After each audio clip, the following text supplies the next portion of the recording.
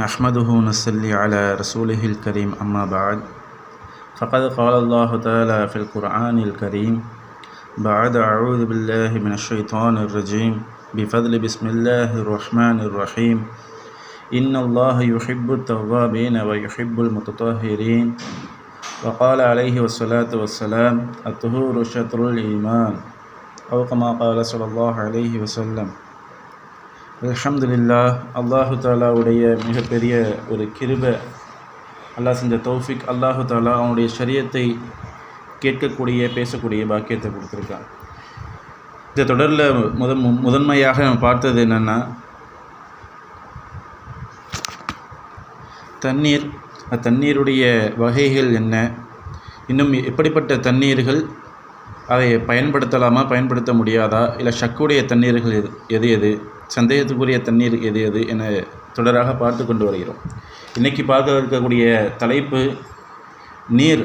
அந்த நீரில் ஏதேனும் ஒன்று கலந்துருச்சு, அது திட வடிவிலோ இல்லை திரவ வடிவிலோ, சுத்தமான நீர், சுத்தமான பொருள், ரெண்டுமே சுத்தம்தான். ஆனால் ஒன்றுக்கு ஒன்று கலந்துருச்சு. அப்போ அதை வச்சு சுத்தம் பெற முடியுமா பெற முடியாதா? அப்போ அதோட விஷயங்களை பார்க்குறோம். இப்போ தண்ணி இருக்குது, அந்த தண்ணியில் நம்ம குளிப்பதற்கு பயன்படுத்தக்கூடிய சோப்பு, அந்த சோப்பை நம்ம என்ன பண்ணோம், தண்ணிக்குள்ளே போட்டுட்டோம். இல்லை அந்த தண்ணியில் ஏதோ மாவு ஒன்று கலந்துருச்சு, திட வடிவத்தில் இருக்கக்கூடிய ஒரு மாவு, அது கோதுமை மாவோ அரிசி மாவோ ஏதோ ஒரு மாவு ஒன்று என்ன பண்ணிருச்சு, கலந்துருச்சு. இல்லை அந்த தண்ணீரில் குங்குமப்பூ விழுந்துருச்சு. இது எல்லாமே கவனிக்கணும். நம்ம எல்லாருமே அன்றாடம் பயன்படுத்தக்கூடிய பொருட்கள். இது ஏதோ ஒன்று தண்ணிக்குள்ளே விழுந்துருச்சு. குங்குமப்பூ நம்ம சாப்பிடக்கூடியது, அந்த ஆட்டா மாவு, கோதுமை மாவோ இல்லை அரிசி மாவோ, இன்னும் எந்த மாவாக இருந்தாலும் அது என்ன பண்ணுருச்சு, தண்ணியில் கலந்துருச்சு. சோப்பு, நம்ம குளிப்பதற்கு பயன்படுத்தக்கூடிய சோப்பு விழுந்துருச்சு. இப்போ இதை வச்சு நம்ம சுத்தத்தை பெற முடியுமா அப்படின்னு பார்த்தோம்னா, இதில் சொல்கிறாங்க அதோடைய அளவு காலிபாயிருச்சு, மிகச்சிருச்சு. அதாவது நம்ம எந்த விஷயத்தை கலந்தோமோ அந்த விஷயம் மிகைப்பாயிருச்சு அப்படின்னா அதை வச்சு சுத்தம் பெற முடியாது. இல்லை சோப்பு விழுந்துருச்சு, சோப்பு விழுந்த வேகத்துக்கு அந்த தண்ணியோடைய அடிப்பாகத்துக்கு போயிருச்சு, மேலாப்பில் இருக்கக்கூடிய தண்ணீரை நம்ம பயன்படுத்தி கொள்ளலாம். அந்த தண்ணீரில் எந்த ஒரு கலக்கமும் ஏற்படலை. அந்த சோப்புடைய அந்த நிறங்களோ அந்த வாசனைகளோ அந்த தண்ணீரில் எதுவும் கலக்கலை அப்படின்னா பயன்படுத்தி கொள்ளலாம். அதே போன்று தான் மாவு கலந்துருச்சு, மாவு அடியில் போய் தங்கிருச்சு, தண்ணி தெளிவாக இருக்குது அப்படின்னா அதை பயன்படுத்திக்கலாம். குங்குமப்பூவும் அப்படி தான். குங்குமப்பூன்னு வரக்கூடிய அந்த நிறம், குங்குமம் பார்ப்பதற்கு சிவப்பு நிறத்தில் இருக்கும், ஆனால் தண்ணியில் போட்டோம்னா மஞ்சள் நிறத்தில் மாறும்.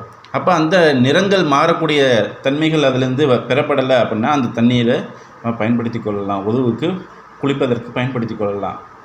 இதே அந்த தண்ணீர்லேருந்து நம்ம பயன்படுத்தப்பட்ட பொருட்கள் அது ஏதோ கலந்துருச்சு, தண்ணீருடைய அந்த அளவுகளை மாற்றிருச்சு, அதாவது டென்சிட்டின்னு சொல்லக்கூடிய தண்ணிக்கு இருக்கக்கூடிய அந்த டென்சிட்டி, அதுக்குள்ளே அடர்த்தி தன்மையை அது மாற்றிருச்சு. தண்ணிக்கு இருக்கக்கூடிய அடர்த்தி தன்மை மாறி தண்ணி கெட்டியாயிருச்சு. இல்லை தண்ணிக்கு இருக்கக்கூடிய அடர்த்தி தன்மை மாதிரி தண்ணி அது இருந்த டென்சிட்டியை விட இன்னும் கம்மியாயிருச்சு. இதில் ஏதோ ஒரு மாற்றம் அடைஞ்சிருச்சு அப்படின்னா அதை வச்சு நம்ம உது பெற முடியாது. அதே போன்று தான் தண்ணீருக்குன்னு இருக்கக்கூடிய சுவை. நம்ம ஏற்கனவே முன்னாடியே சொல்லியிருக்கோம், தண்ணீர் இருக்கக்கூடிய அந்த சுவை, அந்த சுவையிலேருந்து மாறுபட்டு போயிடுச்சு. தண்ணீருடைய நிறம் மாறி போயிடுச்சு, இல்லை தண்ணீருடைய அந்த வாசம் மாறிடுச்சு. இதில் மூணில் ஏதோ ஒரு விஷயம் மாறிட்டாலும் அந்த தண்ணியை வைத்து நம்ம சுத்தத்தை பெற முடியாது. ஆனால் என்ன, இது விழுந்துருச்சு, ஏதோ ஒரு சுத்தமான பொருள் உள்ளே விழுந்துருச்சு. ஆனால் இதில் மூன்று விஷயங்களும் எந்த ஒரு அசராத்தையும் ஏற்படுத்தலை. அதாவது நிறத்திலையும் மாற்றத்தை ஏற்படுத்தலை, சுவையிலையும் மாற்றத்தை ஏற்படுத்தலை, அதனுடைய வாசனையிலையும் மாற்றத்தை ஏற்படுத்தலை அப்படின்னா அந்த தண்ணீரை நம்ம பயன்படுத்தி கொள்ளலாம். அதே போன்று ஒரு இடத்துல ரொம்ப நீண்ட நாட்களாக தண்ணீர் தேங்கி நிற்கிது, அதாவது ஏதோ ஒரு பாத்திரத்தில் இல்லை ஏதோ ஒரு தொட்டி அந்த மாதிரி இடத்துல தண்ணீர் என்ன பண்ணியிருக்கு, தேங்கி இருக்குது. உள்ளுக்குள்ளே பார்த்தோம்னா சுத்தமாக தான் இருக்குது, எல்லா இடமும் சுத்தமாக இருக்குது. ஆனால் என்ன பண்ணுது, பாசியால் மூடப்பட்டு இருக்குது. அந்த தண்ணி பாசியால் மூடப்பட்டு இருக்குது. இல்லை அந்த தொட்டியிலையோ அந்த பாத்திரத்தில் பாசிகள் நிறைந்திருக்கு. இல்லை அந்த பாத்திரத்துக்குள்ளே இலைகள், மரத்துடைய இலைகள் விழுந்து கிடக்கு. இல்லை அந்த பாத்திரத்தில் அந்த மரத்துடைய பழங்கள் ஏதோ ஒன்று விழுந்து கிடக்கு. ஆனால் அந்த தண்ணி பார்க்குறதுக்கு தெளிவாக இருக்குது, அதில் எந்த ஒரு நஜீஸும் தெரியலை, தண்ணீரோட நிறமும் மாறலை. இப்படிப்பட்ட நிலைகளில் அதிலேருந்து நம்ம சுத்தத்தை பெற முடியும், அதில் இருக்கக்கூடிய சுத்தத்தை நம்ம பெற முடியும். ஏன்னா இலை சுத்தமானது தான், அதில் உருவாகக்கூடிய பாசி சுத்தமானது தான், அதில் விழுகக்கூடிய பழங்கள் சுத்தமானது தான். ஆனால் அதனுடைய தன்மைகளிலிருந்து அது மாறலை, தண்ணீருக்குன்னு கூடிய தன்மைகள்லேருந்து அது மாறலை. பழங்கள் உள்ளே விழுந்ததாகவே கிடக்குது, அதுலேருந்து வேறு எந்த நஜீஸை உருவாக்கக்கூடிய எந்த பொருட்களும் வெளிப்படலை. அப்போ அது சுத்தமானது, அதை வைத்து நம்ம என்ன பண்ண முடியும், சுத்தத்தை பெற முடியும்.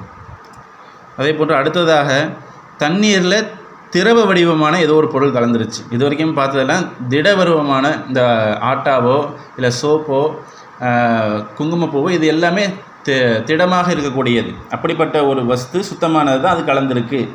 அப்போ அதுலேருந்து சுத்தத்தை பெற முடியும்னு பார்த்தோம். இப்போ திரவ வடிவத்தை கலக்குது.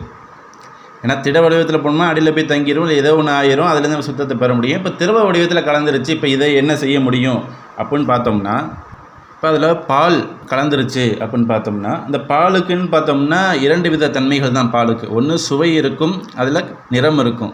ஆனால் பாலுக்குன்னு ஒரு வாசம் இருக்கும்னான்னு பார்த்தோம்னா தனிப்பட்ட எந்த ஒரு வாசமும் சொல்ல முடியாது. அப்போ தண்ணீரில் போய் கலக்கும்போது அது நிறத்தில் மாற்றமடையும், சுவையிலையும் மாற்றமடையும். இப்போ இந்த விஷயங்களில் ஏதோ ஒன்று மிகச்சிருச்சு, சுவையில் மிகச்சிருச்சு, பால் தண்ணி குடிச்சு பார்த்தோம்னா பாலுடைய அந்த டேஸ்ட்லேயே இருக்குது. இல்லை நிறத்தில் பார்க்குறோம், கலங்கியிருக்கு, ஒரு மாதிரி அந்த வெள்ளை நிறமாகவே மாறி இருக்குது அப்படின்னு பார்த்தோம். அப்போ அந்த நிலைகளில் அந்த தண்ணீரை நம்ம பெற்றுக்கொண்டோம்னா அதை வச்சு நம்ம என்ன பண்ண முடியாது, உதுவை பெற்றுக்கொள்ள முடியாது. பால் கலந்துருச்சுன்னா அதை வச்சு என்ன பண்ண முடியாது, உதுவை பெற்றுக்கொள்ள முடியாது, உதுவோ குளிப்போ. ஆனால் அதை வச்சு நஜீஸை நீக்குவதற்கு பயன்படுத்திக்கலாம். நஜீஸை நீக்குவதற்கு கை கால் ஏதோ ஒரு இடத்துல நஜீஸ் பட்டுருச்சு, இல்லை வேறு ஏதோ நஜீஸை நீக்கக்கூடிய காரணியாக அதை பயன்படுத்தலாம்னா அதை அப்படி பயன்படுத்திக்கலாமே தவிர இதை வைத்து இபாதத்துக்கு தேவையான அந்த சுத்தத்தை பெற முடியாது. அதே போல் 3 தன்மைகள் இருக்கக்கூடிய ஏதோ திரவ வடிவமான பொருளும் கலந்துருச்சு. ஒரு உதாரணத்துக்கு பார்த்தோம்னா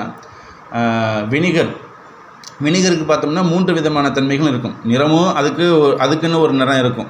அதே போல் சுவையும் அதுக்குன்னு ஒரு விதமான சுவை இருக்கும். அதே போல் வாசமும் பார்த்தோம்னா அதுக்குன்னு இருக்கக்கூடிய ஒரு வாசம் இருக்கும்.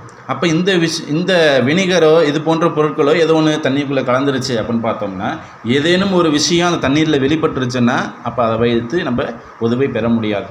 இல்லை ஒரு சொட்டு 2 சொட்டு தான் கலந்துருச்சு, அதோடைய அசராத்துகள் எதுவுமே தண்ணீரில் தெரியலை, குடிச்சு பார்த்தா அது நிறம் மாற்றம் அடையலை, பார்க்க இருக்கக்கூடிய தண்ணீரோட நிறத்தில் தான் இருக்குது, மோந்து பார்த்தாலும் அந்த வினிகருடைய வாசம் வரல அப்படின்னா அதை பயன்படுத்தி கொள்ளலாம். ஆனால் இந்த 3ல் ஏதோ ஒன்று வெளிப்பட்டுருச்சு, பார்ப்பதற்கு நிறம் மாறிடுச்சு, இல்லை குடிச்சு பார்த்தோம்னா அந்த புளிப்பு சுவை அந்த மாதிரி ஏதோ ஒன்று தெரியுது, இல்லை வாசத்தை பார்த்தோம்னா அதுக்கு என்ன எசன்ஸ் இருக்குதோ அந்த எசன்ஸ் இதில் தெரியுது அப்படின்னு பார்த்தோம்னா அதை வைத்து நம்ம இபாதத்துக்கு தேவையான சுத்தத்தை பெற முடியாது. அதை வைத்து குளிப்பு நம்ம பெற முடியாது. அதே போன்று 3 தன்மைகளுமே இல்லாத சில பொருட்கள், தண்ணீரை பார்ப்பதற்கு தண்ணீர் தான், தண்ணீருடைய அந்த இதிலேயே இருக்கும், ஆனால் அதுக்குன்னு தனியாக எந்த ஒரு தன்மைகளும் இருக்காது. அப்படிப்பட்ட ஏதோ ஒரு பொருள் கிடைக்கிது நமக்கு. உதாரணமாக பார்த்தோம்னா நம்ம ஏற்கனவே பார்த்தோம், பயன்படுத்தப்பட்ட தண்ணீர்னு பார்த்தோம். அதாவது ஒருத்தர் என்ன பண்ணுறாரு, குளிர்ச்சிக்காக செய்கிறார், குளிர்ச்சிக்காக குளிக்கிறார். இந்த தண்ணிகளை அரபுகள் பயன்படுத்துவாங்க, நம்ம ஏற்கனவே பார்த்துருக்கோம். அப்போ அந்த தண்ணீர் இதில் கலந்துருச்சு, நம்ம கை கால் மூஞ்சி கழுவுன அந்த குளுமைக்காக செய்த அந்த ஒரு விஷயம், அதுக்கு பயன்படுத்த தண்ணீர், அந்த தண்ணீர் இந்த தண்ணீரோட சுத்தமான தண்ணீரோட கலந்துருச்சு. இப்போ இந்த தண்ணீரை பயன்படுத்தலாமா பயன்படுத்தக்கூடாதா? இல்லை மாவுல் வருது என்று சொல்லக்கூடிய பன்னீர், ரோஜா பன்னீர், அதுக்கு பார்த்தோம்னா பெரிய அளவில் அந்த வாசம் எதுவுமே வராது. உண்மையாக அது நம்ம வீட்டிலே தயாரித்து எடுத்தோம்னா பெரிய அளவுக்கு அதோடைய எசன்ஸ் அந்த வாசம் எதுவும் அந்தளவுக்கு தெரியாது. அதே போல் அதை நிறத்தை பார்த்தோம்னா தண்ணியோடைய நிறத்திலேயே இருக்கும். அப்போ இப்போ எல்லாமே தண்ணியோட ஒத்துப்போகுது. இந்த விஷயங்கள், இந்த திரவங்கள் இதோட கலந்துருச்சு, இல்லை பயன்படுத்தப்பட்ட தண்ணீர் இதோட கலந்துருச்சு, இப்போ இதை பயன்படுத்தலாமா அப்படின்னு பார்த்தோம்னா அந்த தண்ணீரை நம்ம பார்க்கணும். அந்த தண்ணீரில் இது எந்த அளவுக்கு கலந்துருக்கு. இப்போ பயன்படுத்தப்பட்ட தண்ணீர் ரித்துல்னு சொல்கிறாங்க அரபியில். ரித்துல்னு பார்த்தோம்னா 1 பவுண்டு அளவு தண்ணீர். இங்கிலீஷில் 1 பவுண்டு அப்படின்னு பார்த்தோம்னா மில்லி, அந்த லிட்டர் கணக்கில் பார்த்தோம்னா 453 மில்லி லிட்டர் வருது. அப்போ ஒரு 1/2 லிட்டரு தண்ணிக்கு ஒரு 50 ml கம்மி. இப்போ இந்த அளவுக்கு தண்ணீர் இருக்குது. அப்போ அந்த அளவுக்கு சுத்தமான தண்ணீர் இருக்குது. ஆனால் இதை விட 2 மடங்கு பயன்படுத்தப்பட்ட தண்ணீர் இருக்குது. இது 2 கலந்துருச்சு. அதாவது 1/2 லிட்டர் சுத்தமான தண்ணீர், 1 லிட்டர் பயன்படுத்தப்பட்ட தண்ணீர் இருக்குது. இது ரெண்டும் ஒன்றா கலந்துருச்சுன்னா இதை வச்சு சுத்தத்தை பெற முடியாது. ஏன்னா சுத்தமான தண்ணீரை விட பயன்படுத்தப்பட்ட தண்ணீருடைய அளவு அதிகமாக இருக்குது. இது 1:, இது 2ஆக இருக்குது. அதன் காரணமாக இதை பயன்படுத்த முடியாது. ஏன்னா பயன்படுத்தப்பட்ட தண்ணீருடைய அளவு மிகைப்பாக இருக்குது. அதனால் இதை வச்சு சுத்தத்தை பெற முடியாது. ஆனால் இதுக்கு மாற்றமாக பயன்படுத்தப்பட்ட தண்ணீர் என்ன இருக்குது? 1/2 லிட்டர் தான் இருக்குது.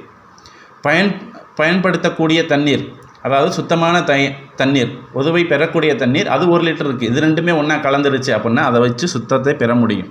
ஒரு சின்ன ஒரு நுணுக்கம் தான். 1:2ஆக இருந்ததுன்னா நம்ம அதை பயன்படுத்த முடியாது. இல்லை 2:1ஆக இருந்ததுன்னா அதை பயன்படுத்திக்கலாம்.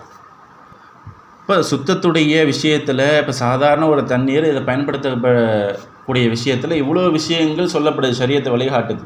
அப்போ இந்த விஷயங்கள்லாம் நம்ம தெரிஞ்சுக்கிட்டு என்ன பண்ண போகிறோம்? நம்ம பைப்பை திருவினா இப்போ நமக்கு தண்ணி கிடைக்கிது, மோட்டர் போட்டோம்னா டேங்குக்கு தண்ணி ஏறிடுது. இப்போ இந்த காலத்தில் இதெல்லாம் யார் படிச்சுக்கிட்டு இருக்க போகிறா? ஆனால் அப்படி கிடையாது.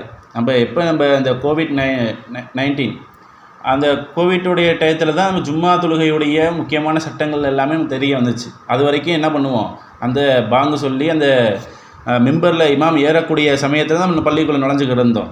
அது வரைக்கும் அதுக்குன்னு இருக்கக்கூடிய அந்த ஜும்மாவுக்குன்னு இருக்கக்கூடிய அந்த சட்டங்கள் எதுவுமே தெரியாமல் இருந்துச்சு. ஆனால் என்றைக்கு நம்ம அந்த லாக்டவுனில் வச்சாங்களோ அப்போ தான் ஒவ்வொரு வீடுகள்லையுமே என்னது ஜும்மாவுடைய ஃபிக்ரு இருந்துச்சு.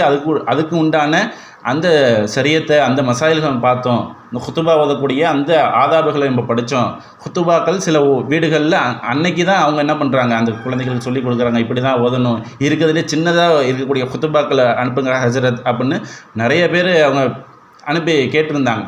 அப்போ நம்மளுக்கு ஒரு நிர்பந்தம் வரக்கூடிய சமயத்தில் தான் நம்ம ஷரியத்தை போய் தேடுறோம். ஆனால் முன்கூட்டியே தெரிஞ்சு வச்சுக்கணும். ஏதோ ஒரு சுற்றுலாவுக்கு போகிறோம், அந்த சுற்றுலாவுக்கு கூடிய நேரத்தில் அங்கே நம்ம தண்ணீர் எங்கேயுமே கிடைக்கல. அப்போ அந்த நேரத்தில் இந்த மாதிரி தண்ணீர்கள்லாம் கிடைக்கிது, பயன்படுத்தலாமா பயன்படுத்த முடியாதா?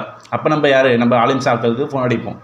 அங்கேருந்து பார்த்தோம்னா டவரும் கிடைக்காது, ஒன்றும் கிடைக்காது. அப்போ அந்த நேர தொழுகைகள் கலாவாவதற்கு அதிகமான வாய்ப்புகள் இருக்குது.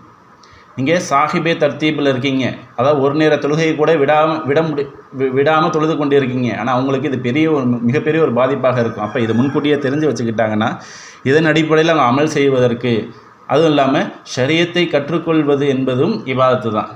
அப்போ இதை அவர் அமல் செய்யறதுக்கு வாய்ப்பே கிடைக்கல, ஆனால் குறைஞ்சபட்சம் அவர் இந்த ஷரியத்துடைய இந்த விஷயங்களை தெரிஞ்சு வச்சுருக்காரு. இதுக்காகவே அல்லாட்ட கூலி கிடைக்கும் நாளைக்கு மறுமையில் இன்ஷா அல்லாஹ்.